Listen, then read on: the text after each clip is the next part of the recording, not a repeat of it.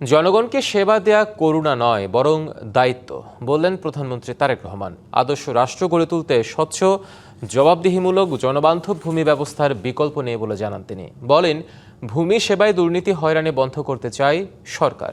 সকালে রাজধানীর তেজগাঁওয়ে ভূমি ভবনে 3 দিনের ভূমি সেবা মেলার উদ্বোধন করে এসব কথা বলেন সরকার প্রধান। আদালতে জমি সংক্রান্ত মামলার সংখ্যায় বেশি, এসবের সমাধানে গ্রাম আদালতে আলোচনা বা বিকল্প বিরোধ নিষ্পত্তিতে জোর দেন প্রধানমন্ত্রী।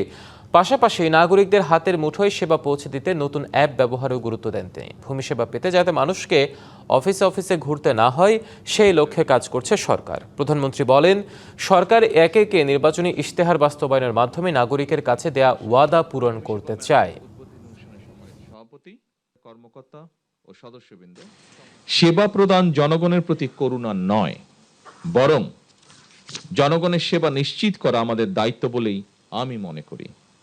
আমাদের লক্ষ্য একটি হয়রানিমুক্ত, প্রযুক্তি নির্ভর এবং নাগরিক বান্ধব ভূমি ব্যবস্থা প্রতিষ্ঠা করা, যা দেশের টেকসই উন্নয়নকে আরো ত্বরান্বিত করবে।